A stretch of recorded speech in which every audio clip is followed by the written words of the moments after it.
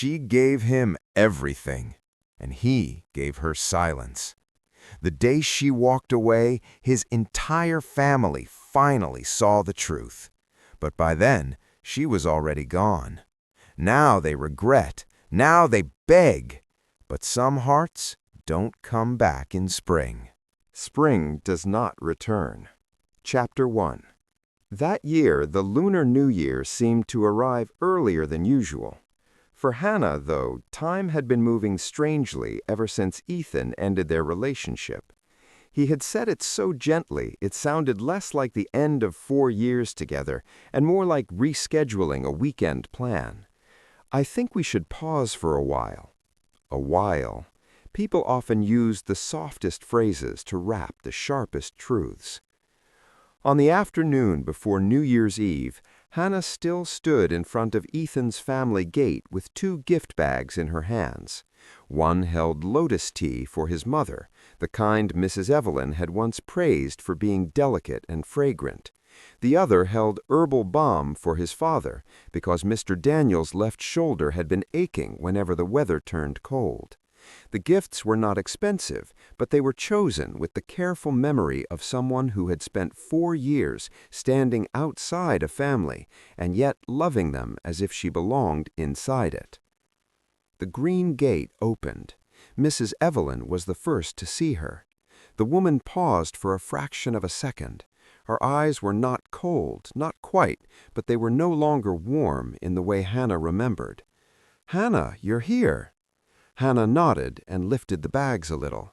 "I brought a few New Year gifts for you and Mr. Daniel." Mrs. Evelyn glanced at Hannah's hands, then looked past her shoulder as if expecting someone else. At last she shifted aside. "Come in." Hannah knew that house almost too well. She knew where the porcelain cups were kept, which tablecloth Mrs. Evelyn liked for the holidays, which vase looked best near the window in winter. She had wiped down the glass doors on year-end cleaning days, helped Mr. Daniel hang red couplets in the courtyard, and rolled spring rolls in the kitchen with Mrs. Evelyn while Ethan pretended not to steal tastes from the tray. Yet when she stepped inside that day, she felt like a stranger walking through a place she had only visited once. Laughter from the living room slowed her steps. Ethan was sitting on the sofa. Beside him was a young woman in a cream sweater, fair-skinned, with soft curled hair and a slim necklace that looked expensive even from a distance. The woman was smiling with easy confidence, her hand resting lightly on Ethan's wrist as if that place had belonged to her for much longer than it had. A carefully arranged fruit tray sat on the table, and beside the chair was a large gift box stamped with the logo of a well-known imported brand. Ethan looked up and went pale the moment he saw Hannah. The other woman turned with polite curiosity. Mrs. Evelyn coughed softly, too late to hide the awkwardness in the room. "This is Hannah," she said, "an old friend of Ethan's." An old friend. The 2 words struck harder than they should have. Hannah felt cold at her fingertips, but she remained standing straight and inclined her head politely. "Hello." The young woman smiled in return. "I'm Sophia." Mr. Daniel came out from the back room, looked at Hannah, then at his son. He had never been good at hiding what he felt, and his discomfort showed at once. "Hannah, you're here? Sit down for a while." Hannah shook her head. "No, thank you. I only stopped by to drop these off." But Mrs. Evelyn spoke in that smooth, careful tone that cut deeper than bluntness. "Since you're here, stay for some tea. Sophia wanted to hear stories about Ethan's college years. She says he never talks much about the past." The past. So that was what 4 years had become. Hannah set the gifts on the table. Ethan rose and came toward her, lowering his voice. "Why didn't you tell me you were coming?" She looked at him, then at the room behind him. "I thought bringing New Year gifts didn't require notice." He started to say her name, but she stopped him with a small smile. "It's all right. Go keep your guest company." While Mrs. Evelyn poured tea, Sophia turned to her with friendly innocence. "How long did you and Ethan know each other?" The question was simple enough to empty the room of sound. Hannah looked down at the clear tea in her cup and answered more calmly than she felt. long enough to know Mrs. Evelyn prefers lotus tea, Mr. Daniel's left shoulder aches when the weather changes, and Ethan is allergic to shellfish but still orders shrimp whenever he wants the table to look full. No one spoke. Sophia stilled. Ethan's fingers tightened white around his cup. Mrs. Evelyn recovered first.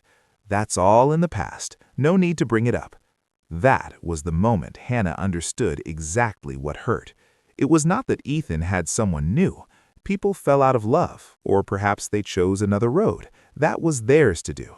What hurt was realizing that 4 years of care, thought, and quiet loyalty could be folded up and dismissed as something already over, something old, something no longer worth naming.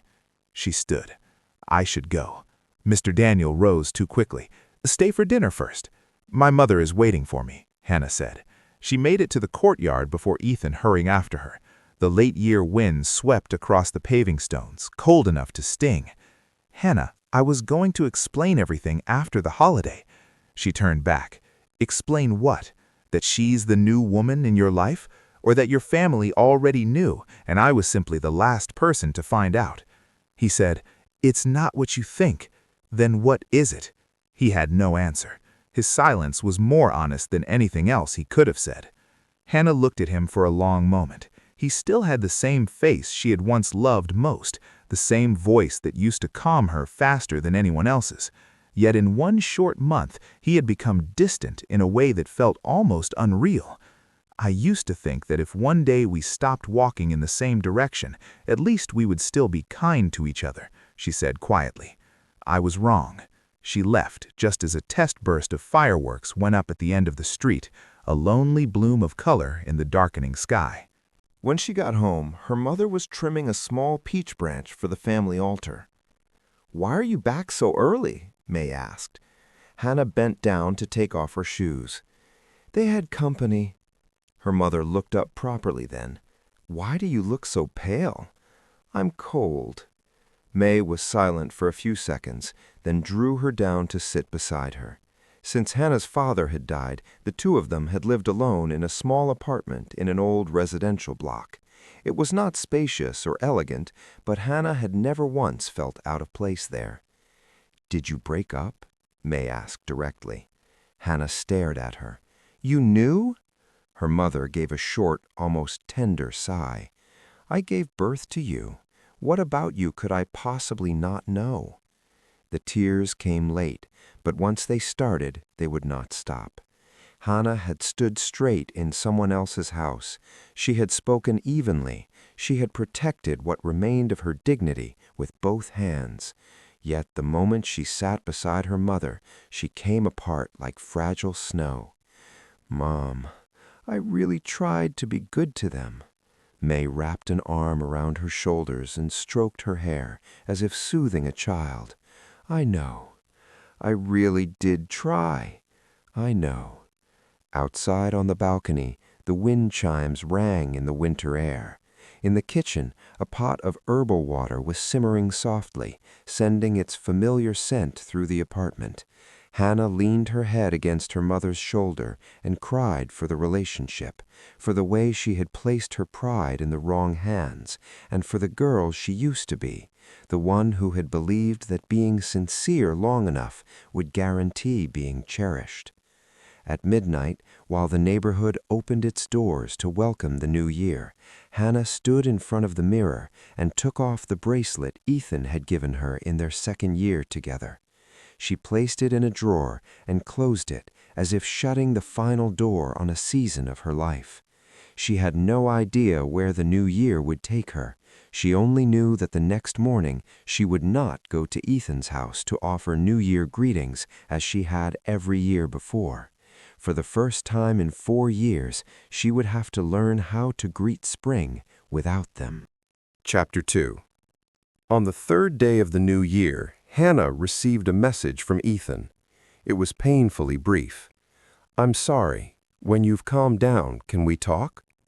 She looked at the words for a long time, then locked her phone and set it aside. During those first holiday days, people had sent the usual flood of greetings, family pictures, and bright, identical wishes. Only Ethan's message made her fingers go cold. It did not make her heart lurch anymore. Strangely, that hurt more than pain itself. When the person who once mattered most begins to matter less, the heart feels like a room that has just been emptied of furniture. May did not mention Ethan's family again. She only said, "The holiday is almost over. Think about work." Hannah nodded. She was an interior designer at a modest company that had been struggling for months. Layoffs had already begun. Because she had once believed this would be the year she and Ethan finally talked seriously about marriage, she had turned down other opportunities in the name of stability. Thinking back on that now, she felt young in the most embarrassing way. On the 6th day of the new year, her department head called her in. The conversation lasted less than 10 minutes. The company was closing one division. Her position was among those cut. They offered 1 month's salary and a polite, carefully worded apology. When she stepped out of the building with the severance envelope in hand, the pale sunlight of early spring fell across the pavement, and she let out a laugh that sounded almost wild. Life could be brutally fair. When it decided you had to start over, it did not leave you many side exits.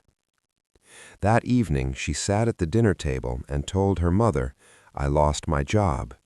May picked up a piece of omelet and dropped it into Hannah's bowl. "All right." Hannah stared at her. "All right?" Her mother shrugged. "Then find another one. I never asked you to support me with a job title." Hannah laughed despite herself. "You're not worried?" "Of course I am, but worry doesn't pay rent." The answer lightened something inside her at once. After that, she threw herself into revising her portfolio, sending out emails, and booking interviews. Every morning she ran around the lake before sunrise, went home to make coffee for her mother, and spent the rest of the day searching for work. She learned to fill her hours with small practical things, because whenever she left empty space, old memories slipped into it. One weekend afternoon, on her way back from the supermarket, she saw Mrs. Evelyn near a friend's apartment building. She was walking beside an elegant woman who was likely Sophia's mother. The two women looked easy with one another. When Mrs. Evelyn noticed Hannah, her steps slowed. Hesitation crossed her face, then disappeared just as quickly. "Going home?" she asked. "Yes."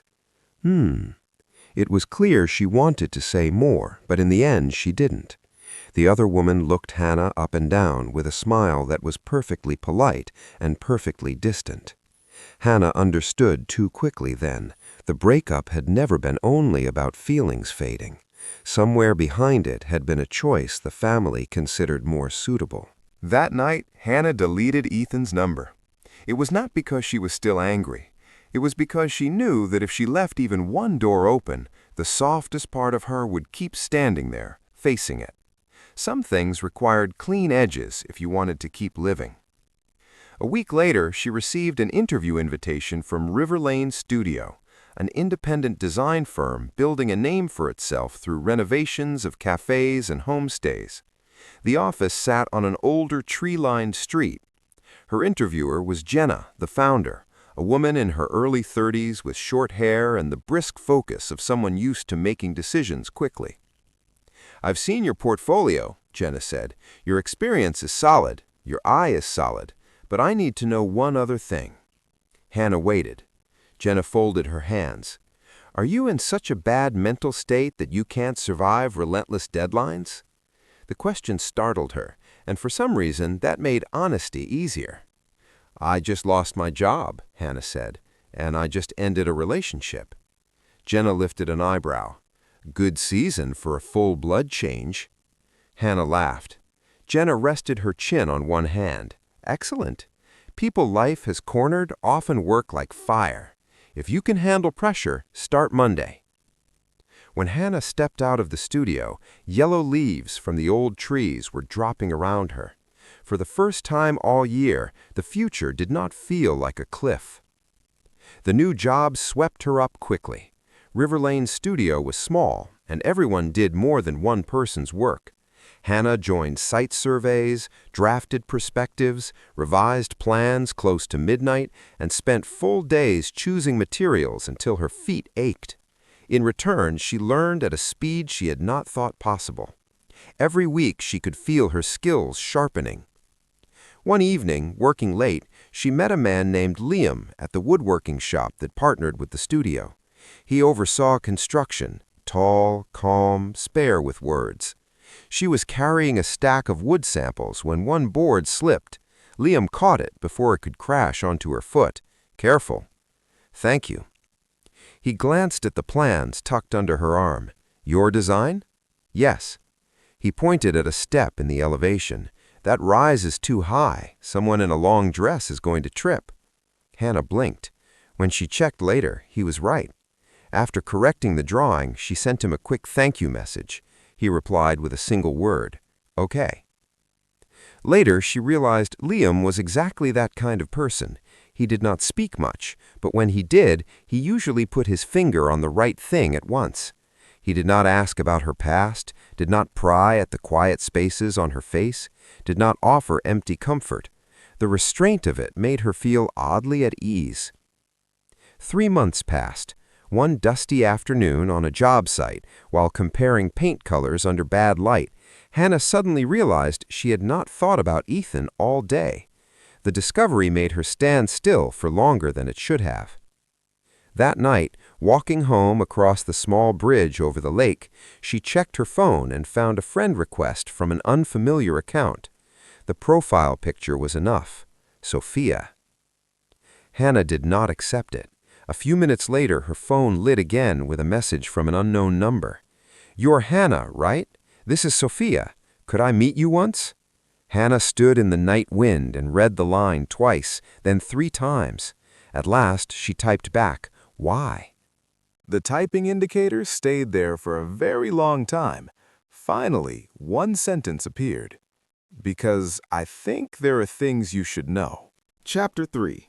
Hannah agreed to meet Sophia at a quiet tea room on Sunday afternoon. Before leaving, she had asked herself more than once whether this was pointless. The new woman meeting the old one sounded like the opening scene of a drama full of tears and bitterness. And yet the tone of Sophia's message had been so odd, not proud, not provocative, that Hannah went anyway. Sophia arrived 5 minutes early. In person, she looked younger than she had that day at Ethan's house. She wore a white shirt and jeans, no obvious luxury labels, and some of the distance Hannah had sensed before was gone. "Thank you for coming," Sophia said. Hannah sat down across from her. "Go on." Sophia pressed her lips together, then said it plainly. "Ethan and I broke up." Hannah was silent for a moment. "And that concerns me because—" Sophia looked down at the teacup between her hands. "Because I was part of the reason you got hurt." If this meeting had happened 3 months earlier, Hannah might have laughed bitterly or left on the spot. Now what she felt was only a tired stillness. "You don't owe me an apology," she said, "unless you stepped into something while we were still together." Sophia shook her head. "It's more complicated than that. My family introduced me to Ethan's. Before we officially started seeing each other, I asked if there was anyone else. He told me it was over already. I believed him. After I met you, I realized it wasn't that simple." Hannah tightened her fingers around her cup. "Then what happened?" "I told him clearly that if he couldn't end things with basic decency, I wasn't continuing. We argued a lot after that." Sophia gave a humorless smile. "The arguments made me see more. He's not cruel, but he's weak. He cares too much about what his family wants, what benefits them, whether everything looks appropriate and well-timed. Being around someone like that gets exhausting." Hannah's expression barely changed. "So you asked to meet me just to tell me how disappointing he is?" "No," Sophia met her eyes.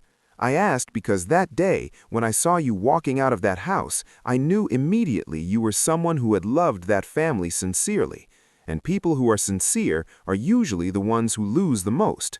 For a while, neither woman spoke. Then Sophia continued in a lower voice. "My mother was very pleased I was seeing Ethan. His father's business and ours had overlapping interests. Adults think about more than feelings. I was never short of attention, so I thought maybe that arrangement would do. But after going to their house a few times, I kept hearing your name without hearing it directly." Hannah looked up. Sophia counted it off slowly, almost apologetically. "Mr. Daniel would sometimes ask why a soup didn't taste the way it did last time. Mrs. Evelyn accidentally mentioned that you used to remember his medication schedule. Once I saw an entire box of Lotus tea still stored in the cupboard because she said Hannah always bought that, and now it feels strange to drink it. I understood then that someone had lived very deeply inside that house. They had simply chosen to act as if forgetting quickly was the easiest thing. For the first time since the breakup, someone else was naming the quiet things Hannah had done, and it did not make her chest cave in. Maybe because it came from someone standing outside the wound." "So what do you want from me now?" Hannah asked. Sophia shook her head. "Nothing. I only wanted you to know that this did not happen because you weren't enough. They became so used to receiving your goodness that they started mistaking it for something ordinary, something guaranteed." The words went straight into the tenderest place in Hannah. At the door, as they were leaving, Sophia paused. "I hope things get better for you. For you too." Sophia smiled this time, and it was the first genuine smile of the afternoon. "They will. I'm selfish enough to make sure of that." Hannah laughed, really laughed, for the first time during the entire conversation. That night, she told Jenna about it while they ate noodles after work. Jenna shrugged. "I've seen this before. People rarely regret losing a person. They regret realizing no one else will treat them the same way." Hannah stirred her broth. "That sounds cynical." "No," Jenna said. "It's practical." Hannah looked out at the traffic beyond the restaurant window. "I used to think that if I was good long enough, eventually everyone would see it." Jenna took another spoonful before replying. "Seeing is not the same thing as valuing. Learn the difference, and learn to have limits." The sentence stayed with Hannah for days. A few weeks later, she heard that Mr. Daniel had been hospitalized with dangerously high blood pressure. The news came through an old neighbor who still knew both families. Hannah was in the middle of taking sight measurements when her phone rang. She stood in an unpainted room, listening to the woman's voice say, "Your uncle asked about you several times, but felt too awkward to call." When work ended early that afternoon, Hannah sat on her motorbike in the parking area with the keys in her hand for a long while. In the end, she turned toward the hospital. She told herself she was not going because she still loved Ethan. She was going because Mr. Daniel had always treated her kindly. Some ties changed shape after love was gone, but gratitude remained. He was alone in the room when she arrived, an IV taped to his hand. His face lit immediately. "Hannah!" "Hello, Uncle Daniel." He struggled to sit up. "How did you know I was here?" "Someone told me." He looked at her with a mixture of relief and shame. "You're still this good." Hannah pulled a chair closer. "How are you feeling?" "Old," he said with a tired smile.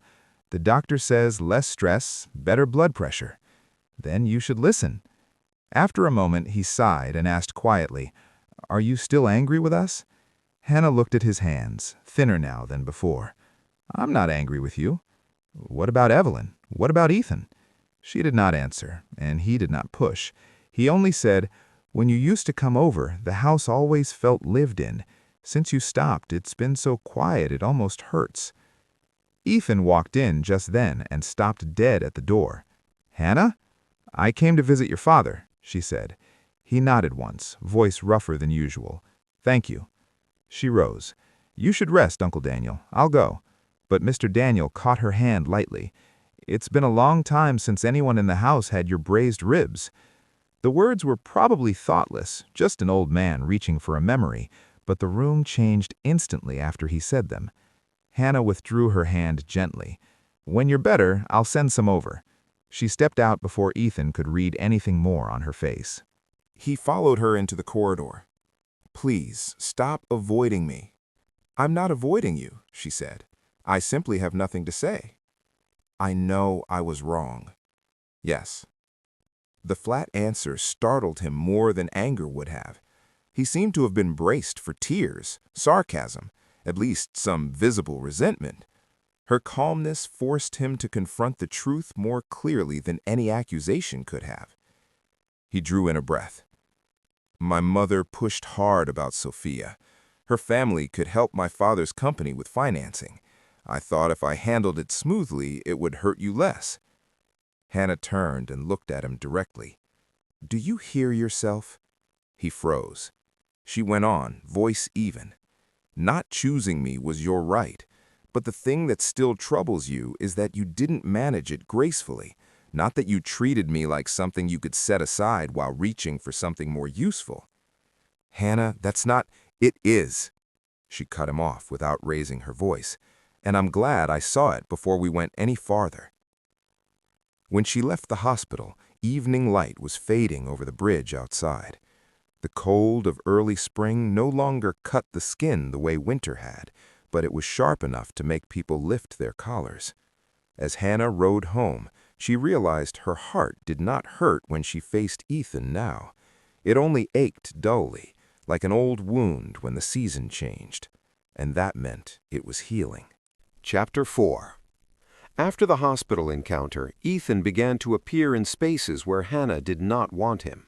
At first, it was a few short texts asking how she was. Then came a bag of fruit delivered to the studio with a note that read, "For you and your mother." Hannah distributed all of it to the office and kept nothing for herself. Liam peeled an orange, glanced at the note, and asked, "Your ex?" She blinked. "How do you know?" He held up the paper. People who feel guilty usually develop very neat handwriting. Jenna laughed so hard she nearly choked on her coffee. Hannah did not answer, but privately she had to admit Liam was not wrong. The people who caused damage often became exquisitely polite once they realized they could not return to how things used to be. That politeness did not erase the past, it only made the past easier to see. Around then, River Lane Studio took on its biggest project of the year, turning an old suburban villa into an artist residency. For Hannah, it was the first time she was trusted with major design responsibilities from start to finish. She was on site from morning until evening most days. Because Liam was coordinating construction, they worked side by side constantly. He was not the kind of man who drew attention at first glance. He was not flashy, did not say charming things just to fill space, and did not hover around anyone. But the more Hannah worked with him, the more she recognized how rare reliability really was. If she sent revised drawings at 1 in the morning, he replied within minutes with clear, exact feedback. If the workers built a shelf to the wrong measurements, he did not waste time assigning blame. He picked up the tape measure and corrected it himself. If rain delayed the schedule, he stood under the overhang recalculating tasks with the calm focus of someone who believed every problem could be solved by beginning. One night, the entire team was working late on site. Food was delivered. Everyone ate where they sat. Hannah was on the floor comparing tile samples when an old stomach pain hit hard enough to make her bend forward. She thought she had hidden it well, but Liam noticed. "You haven't eaten since lunch?" "I'm fine." He placed a cup of warm water and a box of hot porridge in front of her. "Eat." "I'm not hungry." He looked at her, expression perfectly flat. "Do you talk to clients like that too?" Hannah glanced up. His tone wasn't harsh, but it allowed no argument. She took the porridge and laughed under her breath. "Are you always this bossy?" "No, only when I see someone punishing herself for no useful reason." When she opened the container, steam and ginger rose into the cool night air. Unexpectedly, her throat tightened. Since the breakup, she had grown used to managing everything alone. Concern offered at exactly the right moment, without performance, sometimes reached deeper than grand declarations ever could. Meanwhile, the false calm in Ethan's family seemed to be cracking. One evening, Mrs. Evelyn called Hannah for the first time in months. "Hannah, are you busy?" The hesitation in her voice made Hannah stand still. "What is it?" "I wanted to ask, do you still know where to buy that Korean stomach medicine for Daniel? You used to order it." Hannah was silent for a second or two. She could hear the television in the background and the uncomfortable emptiness between them. "I'll text you the link," she said at last. All right. Thank you. It sounded as though Evelyn wanted to say more, but the call ended there. A few days later, Hannah saw her again at the hospital during a follow-up visit. This time there was no Ethan with them, only a hired helper. Mrs. Evelyn looked more tired than before. When she noticed Hannah, she did not pretend not to. She walked over. "Are you here for a checkup?" "I brought my mother to see an arthritis specialist." Evelyn nodded, eyes lowering almost at once. "Have you been, well?" "I'm doing fine." "And work?" "Good." Evelyn twisted the strap of her bag. The woman who had once always seemed composed suddenly looked awkward, like someone trying to learn the language of apology very late in life. "Ethan said you changed jobs. Very busy?" "Fairly. Busy is good," she said with a strained smile. "Young people should be busy." Before Hannah could answer, the nurse called the next number. As Hannah passed, Evelyn said very quietly, "I made sour soup the other day. No one finished it. That's when I remembered you were always the one who seasoned it." The sentence was so ordinary that it stopped Hannah for a moment. That evening, she told May about it. Her mother sighed. "People remember you most clearly once the empty space appears." Hannah lowered her eyes. "I know." "Knowing is good," May said, "but don't let yourself turn cold." "I'm not cold." Her mother gave her a long look. "No, you're protecting yourself. That's different." At the end of the month, the villa project wrapped successfully. The client was thrilled and immediately discussed future work. The team went out to celebrate. Jenna lifted a glass of soda instead of wine because she still had to drive. To surviving another project. Everyone laughed. Then she turned to Hannah, and to you. Congratulations on going from promising employee to someone who can actually carry weight. Liam, seated nearby, added without looking up, "She's been carrying it for a while." Hannah turned to him in surprise. He calmly continued putting food on his plate as if he had said nothing noteworthy. When dinner ended, a light rain had begun. Hannah stood under the restaurant awning waiting for a ride. Liam held out an umbrella. "Aren't you going home?" she asked. "I have my bike." "Then why are you giving me this?" "Bring it back tomorrow." She took it, then, almost without meaning to, asked, "Have you ever regretted losing someone?" He looked at the rain rather than at her. "Yes." She had not expected such a fast answer. "And?" "I learned that regret is useless if it doesn't change how you live." She made a face. "That's uncomfortably philosophical." "Not philosophy," his mouth curved faintly. "Tuition." Her ride arrived. Before getting in, Hannah looked back once more. Liam was still standing there beneath the yellow light, one hand in his pocket, broad shoulders blurred slightly by the rain. For no dramatic reason at all, something in her eased. Maybe life was not taking everything from her. Maybe it was simply forcing her away from a place that had never truly been hers, then quietly guiding her toward other people, other work, other days. Not louder, but steadier, and perhaps more real. Chapter 5. News that Hannah had been promoted to lead designer on a new coffee chain project spread through River Lane's studio faster than she expected. Jenna, practical as always, told her, "This is not because I pity you for getting your heart broken. It's because you can do the job." Hannah laughed. "I wasn't about to assume otherwise." "Good," Jenna said. "I wanted to save you from getting sentimental." But Hannah was sentimental, not about the title itself, but because for the first time in many months she felt recognized for ability rather than endurance. The project centered to a coastal city for more than 2 weeks to handle site surveys and concept development. The surprise was that Liam went too, since he was overseeing the construction infrastructure. What had once been a relationship made entirely of drawings, materials, and timelines slowly began to include conversations that had nothing to do with work. On the first morning there, they left early to inspect the property before the heat rose. The site lay near an old seawall. Even without seeing the ocean, you could hear it. Hannah was measuring the angle of a skylight opening when her boot caught an electrical cable and she nearly stumbled. Liam caught her by the elbow and let go immediately. "Again," he said. Hannah adjusted her hard hat. "Please stop looking at me like I'm a child. Then stop walking around job sites like your mind is somewhere else." She smiled. "Maybe I'm thinking. Think after you've got your footing." That evening, the team ate dinner at a seafood place by the shore. Everyone else raised glasses and talked over one another. Hannah ordered lemonade. Liam looked at her and asked, "Your stomach still bothering you?" "Only sometimes. It will bother you longer if you ignore it." She rolled her eyes. "You live like a doctor." "No, I had family in a hospital once because they thought stomach problems were too small to matter." The words were ordinary, but the way he looked out through the window afterward kept her from asking anything more. Everyone had their own low places. Digging them up was not the same thing as caring. That night, Hannah couldn't sleep, so she woke down to the beach. The air smelled clean and salty. Liam was already there, sitting on the concrete blocks by the breakwater with 2 cans beside him. When he saw her, he lifted one. "No beer? Good, I can't drink it anyway." She sat down, leaving just enough space between them for comfort.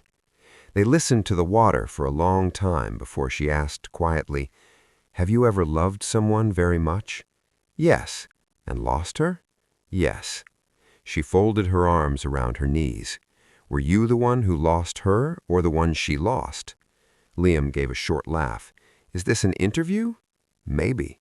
He turned the cans slowly in his hand. "I was the one who lost her. At the time, I thought I just needed to make more money, get steadier, wait for the right moment, and then it would still be there. But some people can't be asked to stand still forever."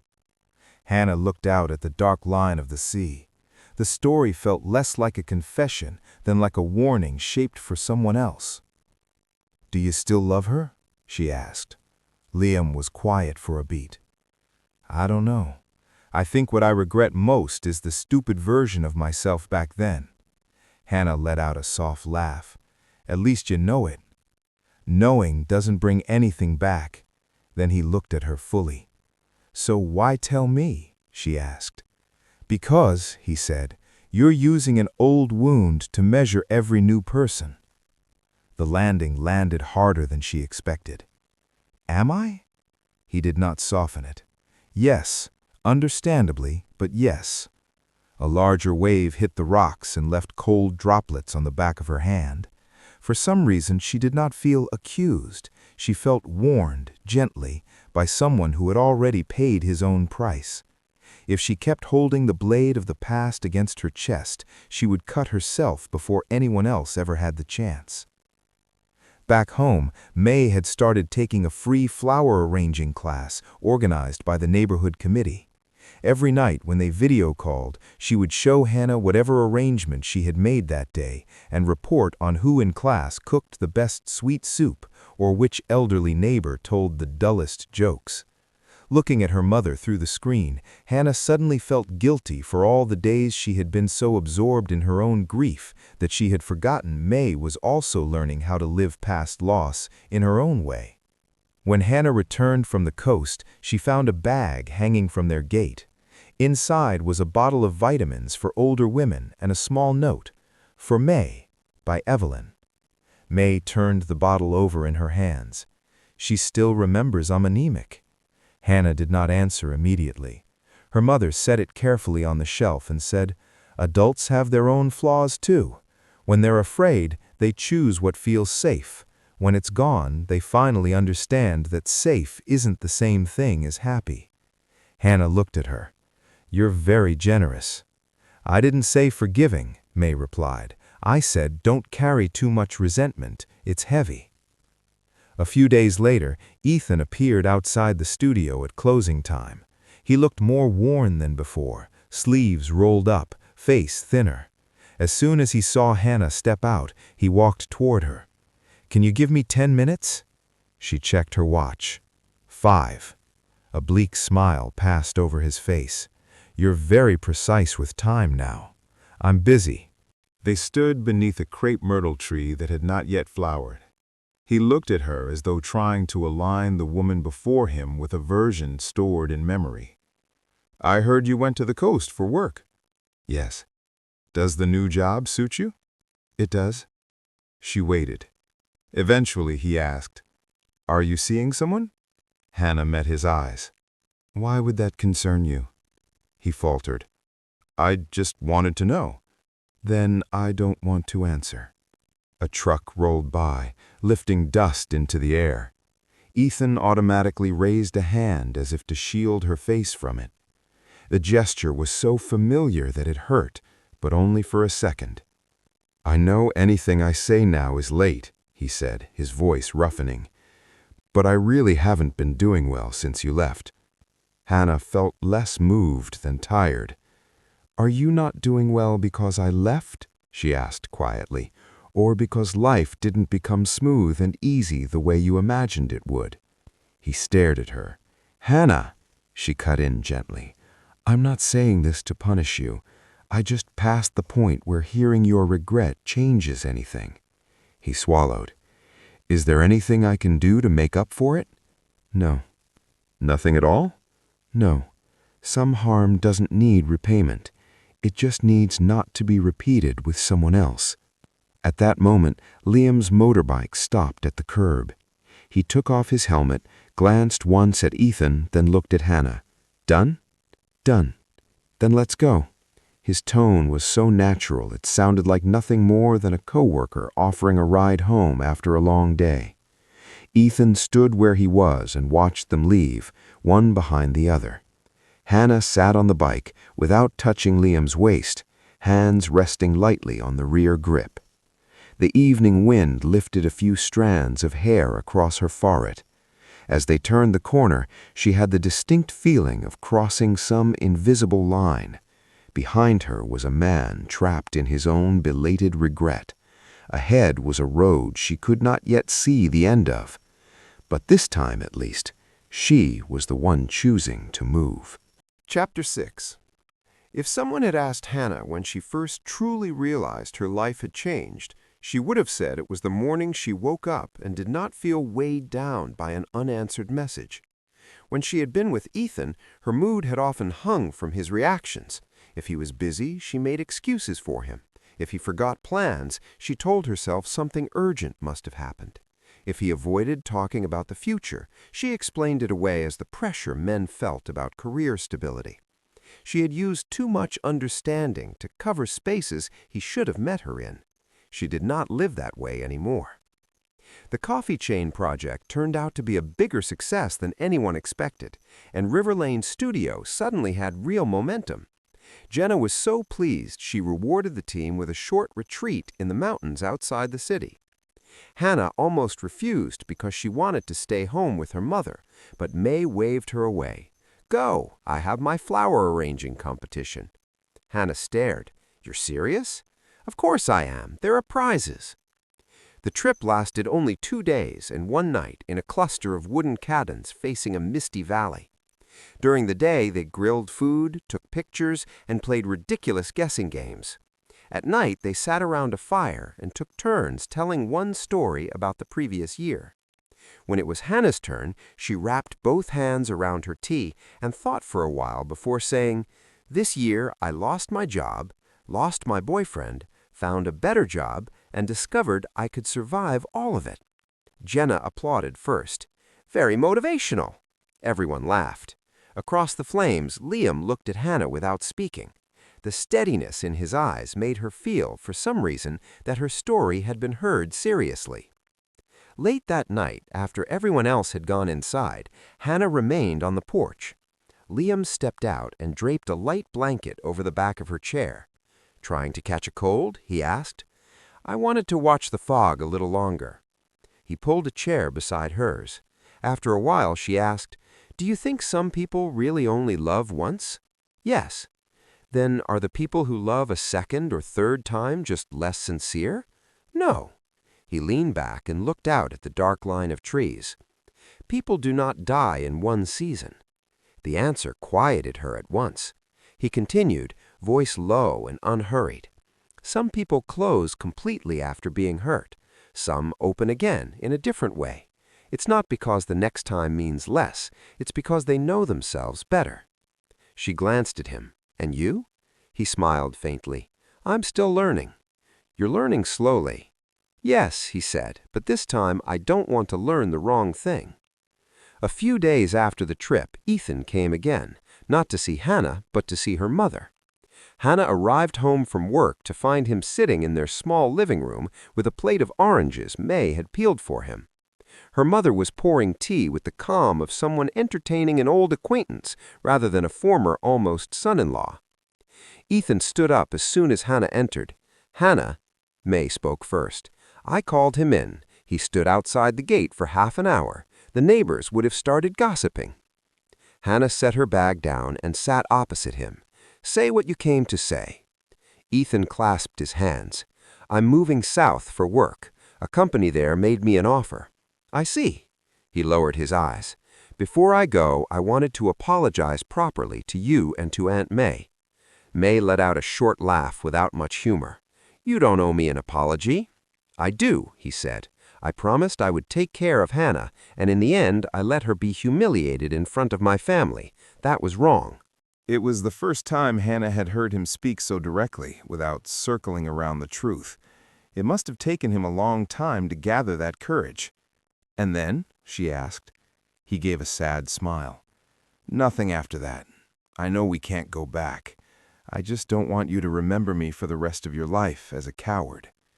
Hannah looked at him and, to her own surprise, felt more pity than anger. "Then don't be one in the rest of your life," she said. "That will be enough." After he left, May sighed. "He's lost weight." "Yes, but being thin doesn't make time run backward." Hannah smiled. Her mother gave her a look. "I don't want tears. I just want you to live happily." That night, Hannah stood on the balcony watering a new bougainvillea plant when her phone vibrated. It was a message from Liam. "Are you free after 7 tomorrow?" She read it twice before replying, "Yes, why?" The answer came back almost at once. "Dinner." She stared at the screen. After a moment, she asked, "With the whole team?" The typing indicator appeared, paused, then returned. "No, with me." Her heart missed a beat. It had been a very long time since someone had invited her out without hiding behind work or group plans. The next evening she chose a simple slate blue knit dress. Her mother took one look and smiled to herself. "Going out with Liam?" Hannah turned too quickly. "How do you know?" May folded her arms. "Lately you say his name a little too often." Dinner was at a small restaurant by the lake, not luxurious, but warm. Liam had arrived first. In a dark shirt, away from sawdust and job sites, he looked unexpectedly refined. "You look like an office worker tonight," Hannah said as she sat down. "Disappointed?" he asked. "No, just surprised." They talked about work first, then music, cities they had traveled through, the best dish each of their mothers made, and their worst habits. Hannah discovered that without a construction deadline hanging over him, Liam was still quiet but not dry. His humor was understated enough that you had to listen carefully to catch it. When dessert came, he looked at her for a long moment and said simply, "I like you." Hannah nearly dropped her spoon. He went on in the same calm tone he might have used while discussing a floor plan. "I know you've been through a lot. I don't need an answer tonight, but I don't want to keep standing in a blurred place either." Hannah looked at the lights reflected on the lake, then back at the man across from her. "I'm not afraid of liking someone again," she said honestly. "I'm afraid of seeing wrong again." Liam's answer came without hesitation. "I can't promise grand things. I can promise this. If we're together, I won't make you guess." The wind skimmed over the water, shivering the circles of light. For the first time in a long while, Hannah felt a small opening inside her. Not dramatic, not frantic, just enough room for light to get through. Chapter 7. Hannah did not say yes to Liam that night, but she did not say no either. Between them, a measured closeness began to form, subtle enough that no one named it out loud, obvious enough that everyone at the studio noticed. Jenna alone claimed the right to tease them openly. "If you keep pretending you're still deciding," she told Hannah one afternoon, "I'm deducting it from your bonus for emotional delays." Hannah rolled her eyes. "Don't you have work?" "I do. You finished half of it for me." Liam, for his part, remained exactly himself.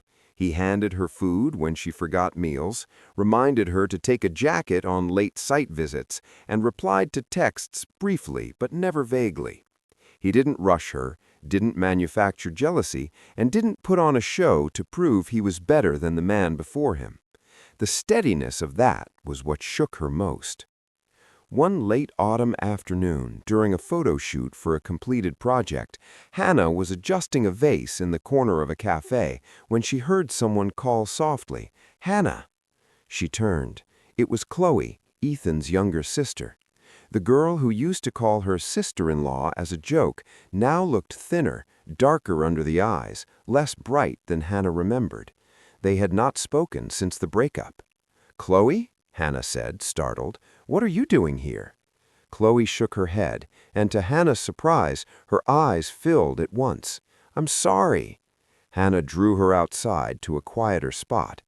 Chloe spoke through tears, words stumbling over one another.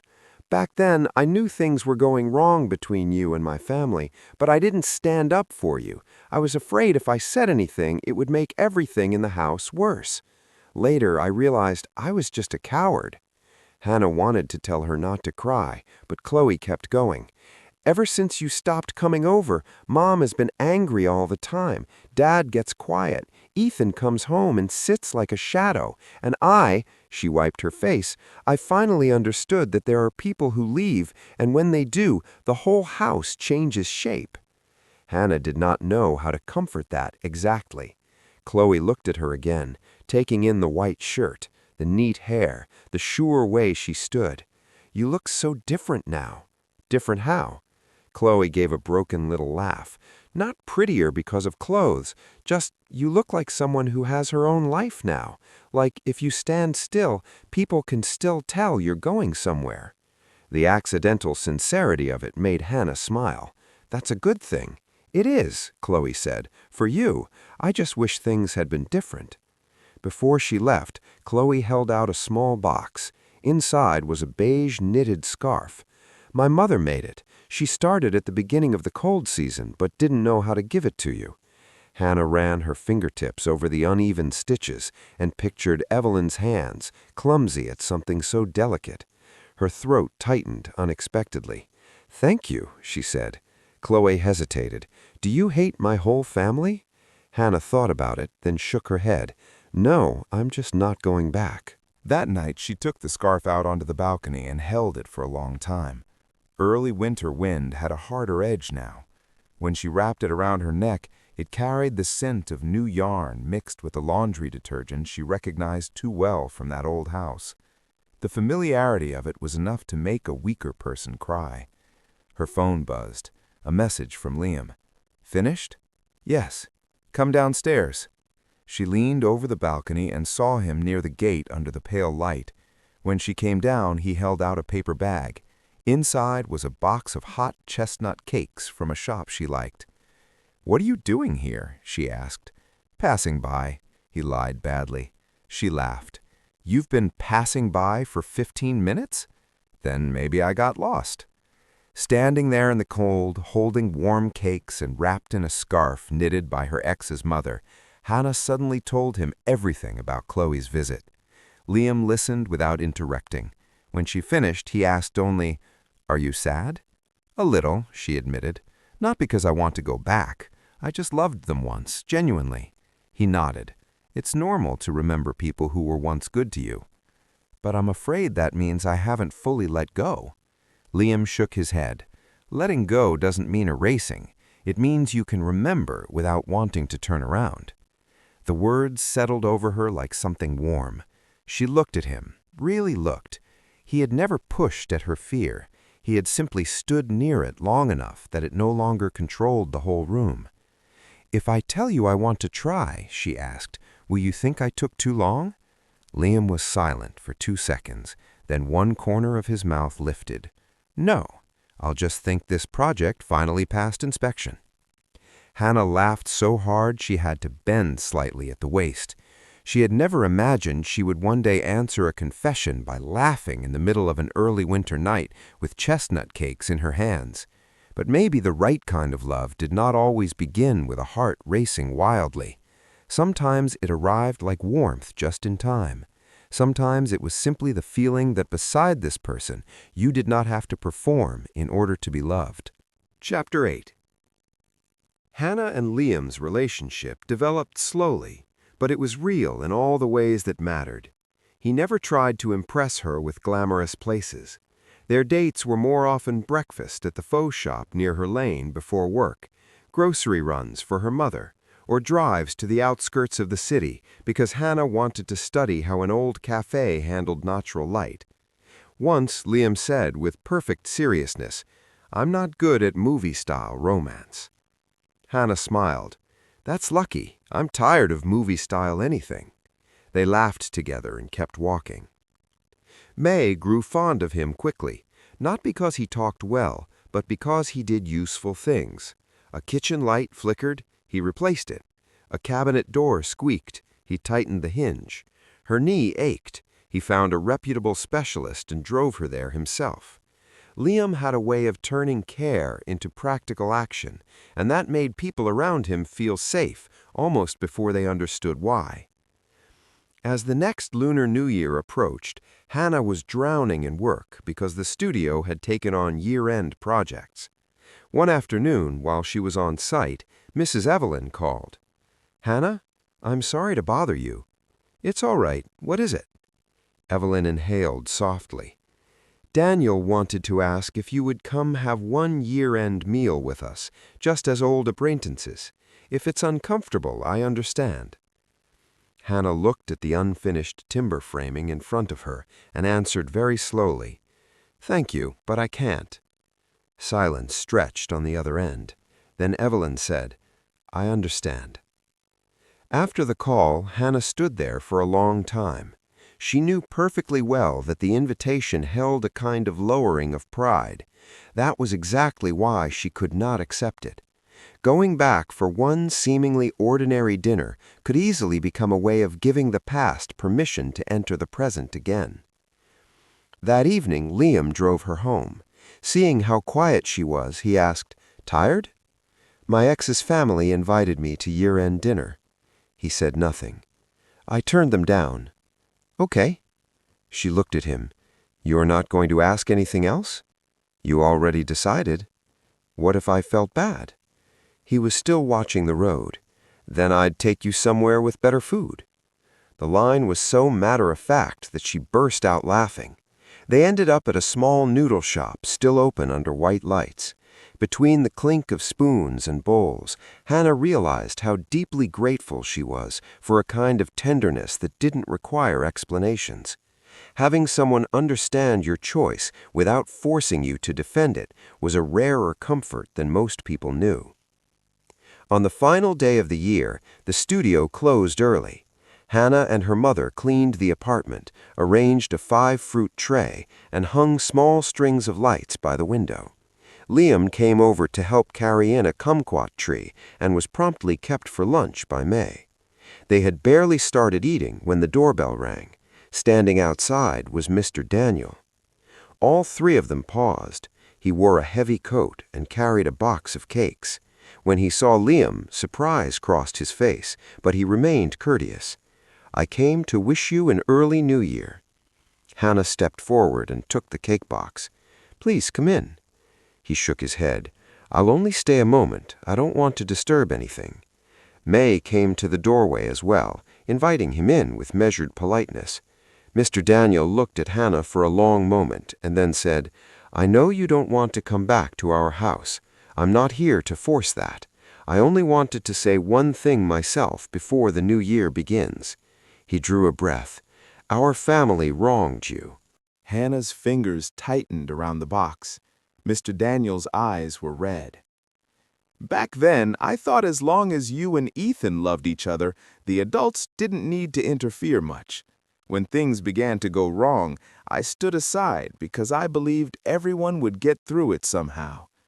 Later, I learned that some scratches stay in a person's heart much longer than we expect.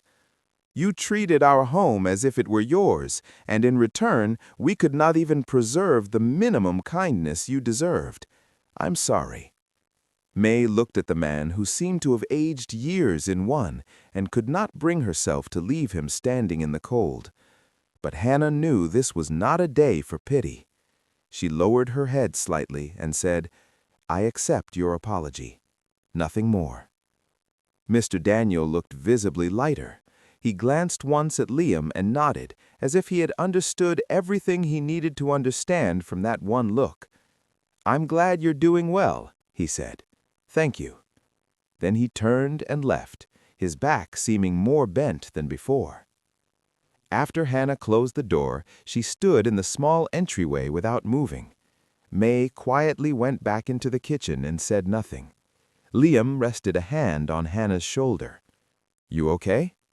"Yes," she said after a moment. "I thought I would feel worse." "You wouldn't," he said. "You've already walked farther than that." She looked at him and found her eyes suddenly burning.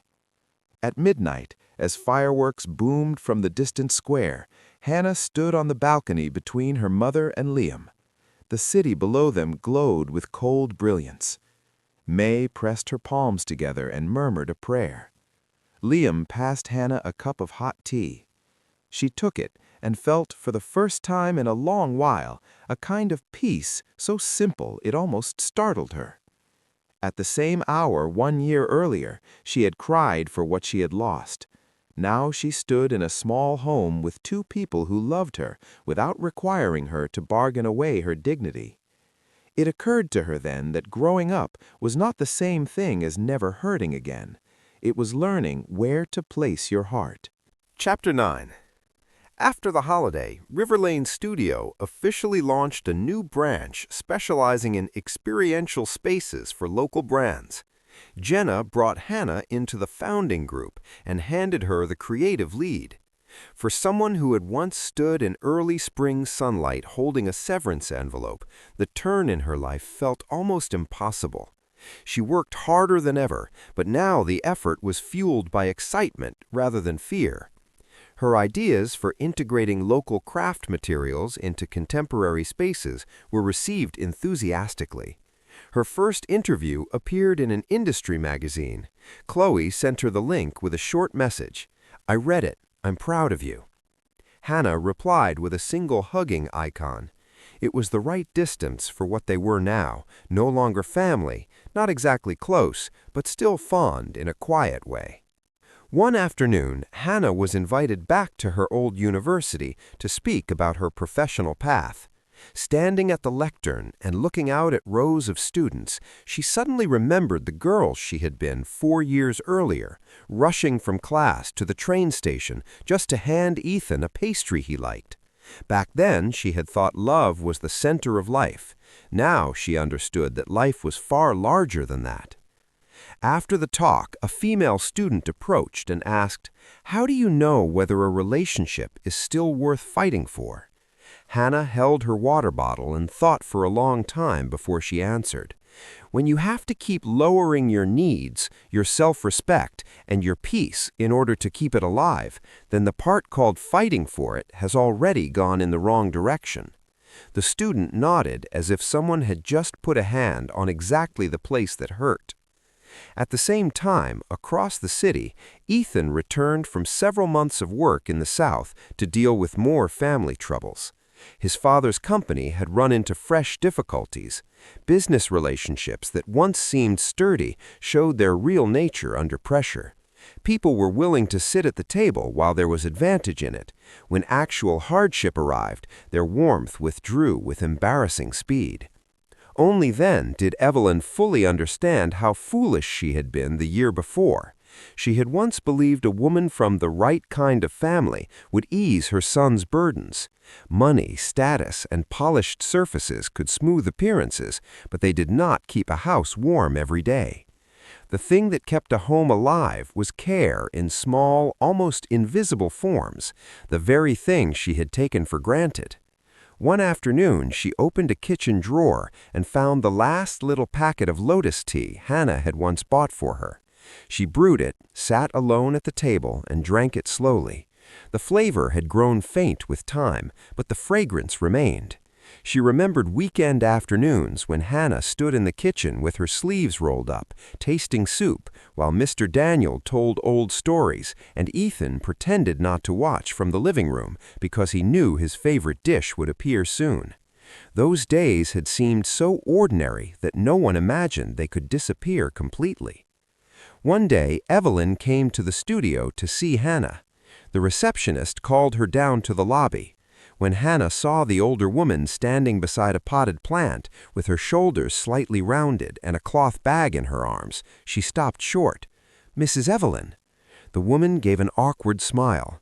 "I'm sorry for showing up without warning. I was passing by." They both knew she was not. Hannah invited her to the cafe next door. Once they sat down, Evelyn placed a small wooden box on the table. "This belongs to you." Hannah opened it and found the old bracelet Ethan had given her years ago. During some cleaning, he must have gathered her things and asked his mother to return them. "Thank you." Evelyn wrapped both hands around her cup. "I didn't come to ask for anything. I know I have no right. I only wanted to see you once and know you were all right." Hannah gave a small smile. "I am all right." Evelyn's eyes filled with something close to grief. "I know, more all right than our family has been."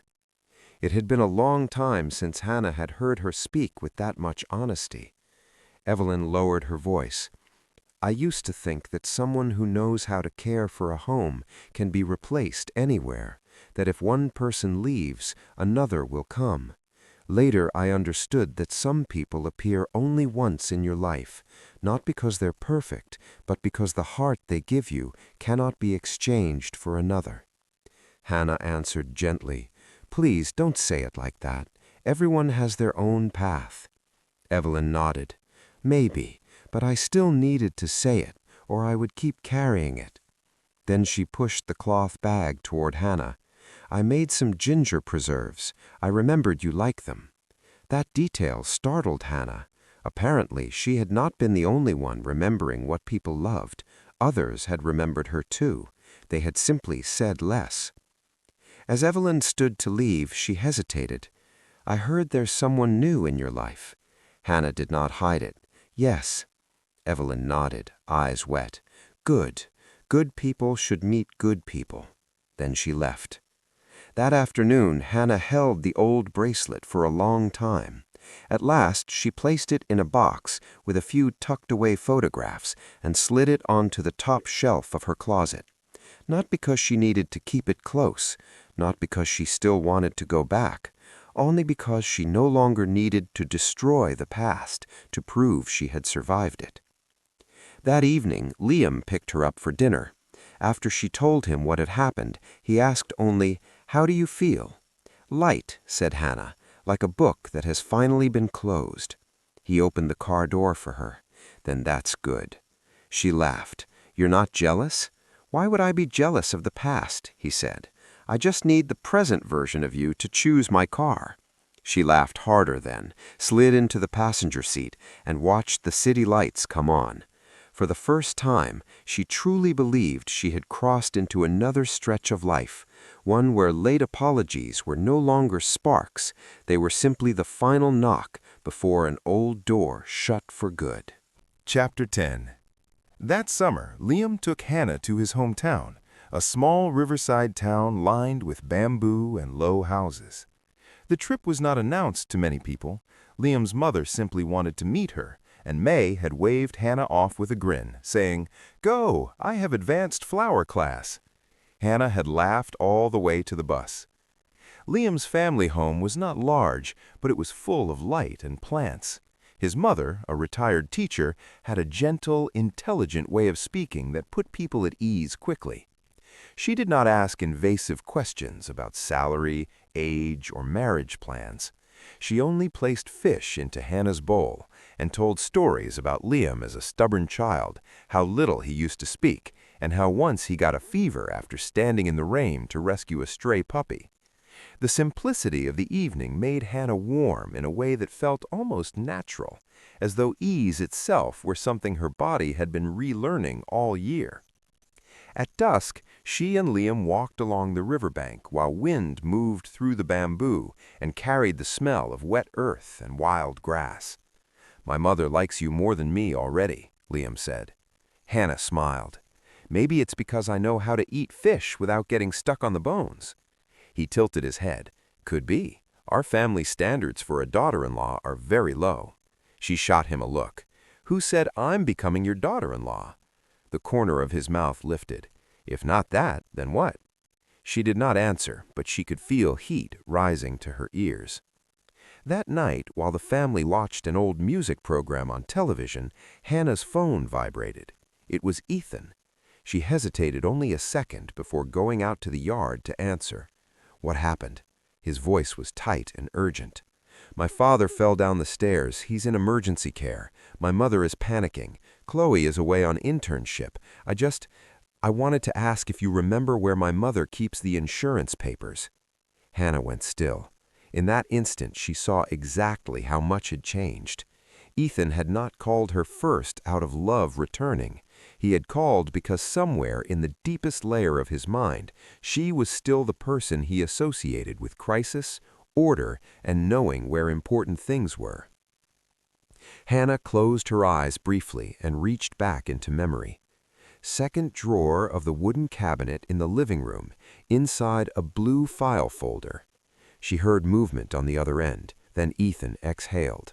"I found it. Thank you." "How is he?" "We don't know yet." "Stay calm." After a pause, he said quietly, "Thank you, Hannah." She remained in the yard for a while after the call ended. Liam stepped out with a bottle of water and handed it to her. "Something happened with them?" "Mr. Daniel fell down the stairs." "Do you need to go back?"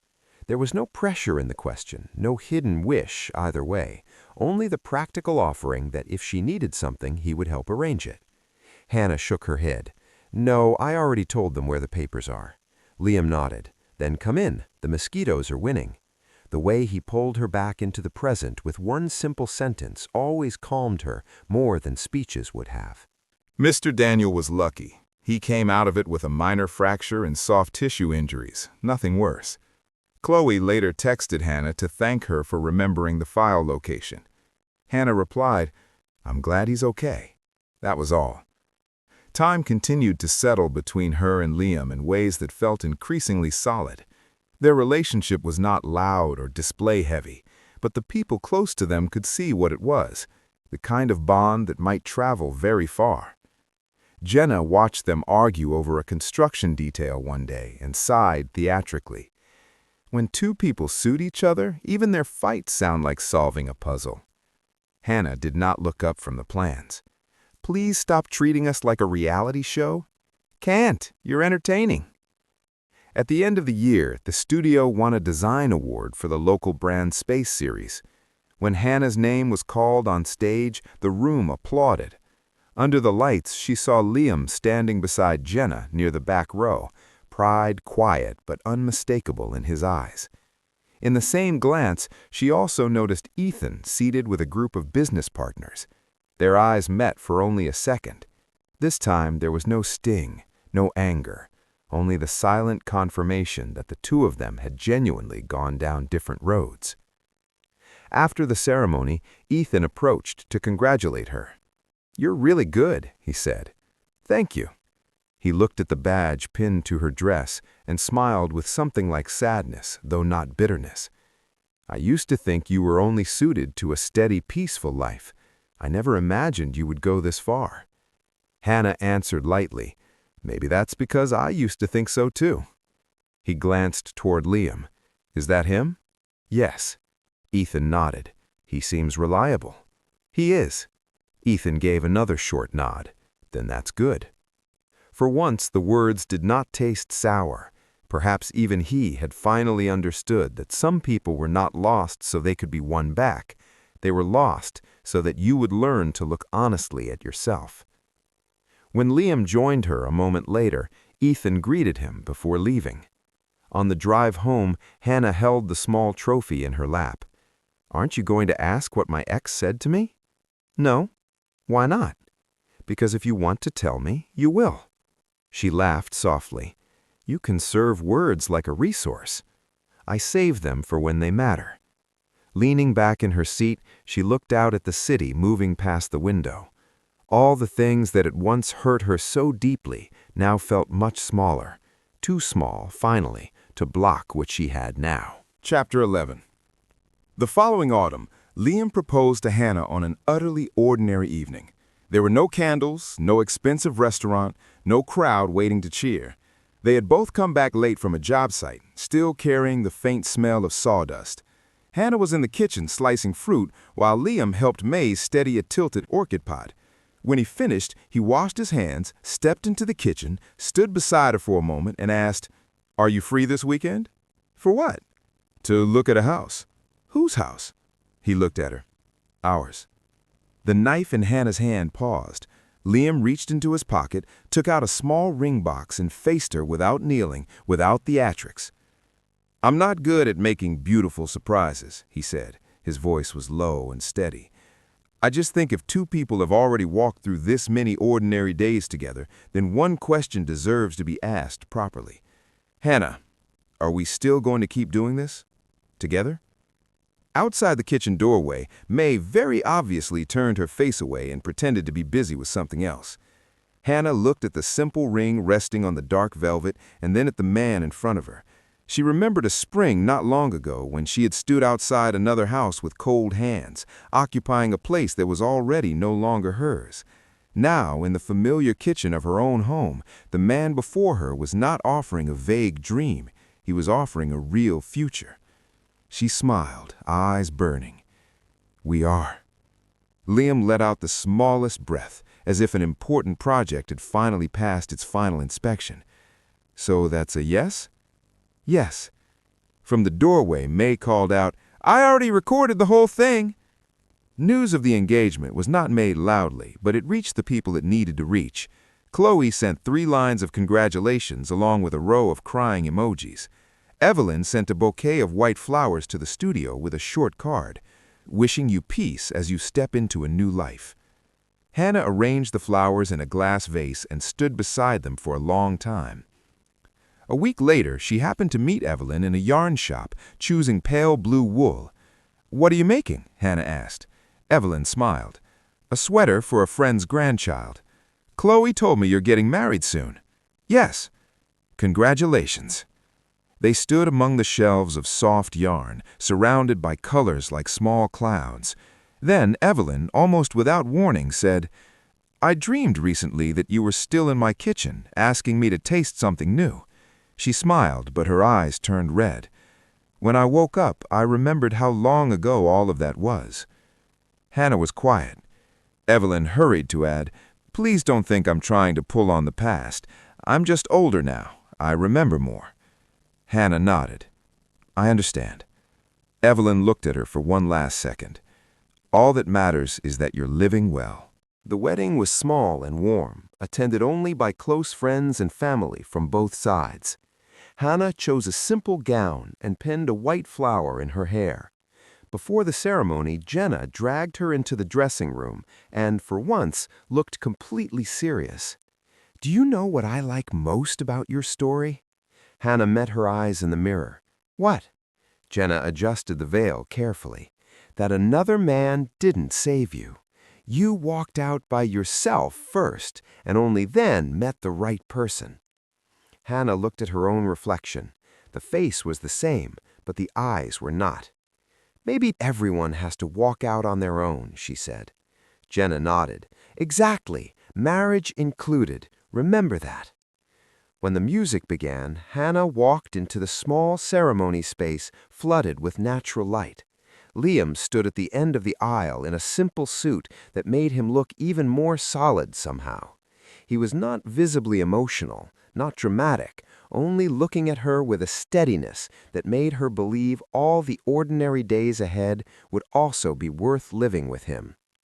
In the back rows of the guests, Evelyn and Daniel were there as well. They had come through Chloe after repeatedly asking whether their presence would make Hannah uncomfortable. In the end, Hannah herself had said, "If they truly want to come and offer congratulations, I don't mind." It wasn't because she had forgotten. It was because her heart had grown wide enough that it no longer needed to drive anyone away in order to prove that it had healed. When the ceremony ended, Daniel stood and applauded longer than anyone else. Evelyn cried almost continuously. Ethan was not there. He was abroad on a work trip, Chloe had said. But that evening, he sent a brief message. "I wish you happiness, Hannah. I mean it this time." She read it and put the phone away without replying. Not out of cruelty. There was simply no need. Chapter 12. 3 years after the wedding, Hannah opened her own studio with Jenna, while Liam established a high-end construction workshop that often collaborated with it. They were still busy. They still argued over drawings, budgets, and rest, but they had never once left each other guessing. If one of them was upset in the morning, they talked before the day ended. If one of them was busy, they said so. If one of them was tired, they leaned on the other for a minute and then kept going. Their marriage was not a fairy tale, but it was the kind of peace you could touch. May moved to an apartment close to theirs. Every morning she came over to water plants, spent afternoons at flower classes, and watched serial dramas at night. Sometimes she even complained that her son-in-law spoiled her daughter too much. Liam only ever replied, "I'm making a long-term investment." May laughed so hard once she nearly dropped a pot. One rainy afternoon, Hannah received Chloe's wedding invitation. The girl who had once cried outside a cafe was now a grown woman about to marry the partner she had loved for years. Chloe delivered the invitation herself. "You have to come." "I will." She hugged Hannah and whispered, "I used to think my family would never have a whole happy day again." Hannah stroked her back. "Why not?" Chloe gave a sad little smile. "After what happened with you, everyone felt like they owed something to everyone else. I guess grown-ups also need a very long time to learn how to repair things." Chloe's wedding was warm and lively. Hannah and Liam were seated at the same table as Daniel and Evelyn.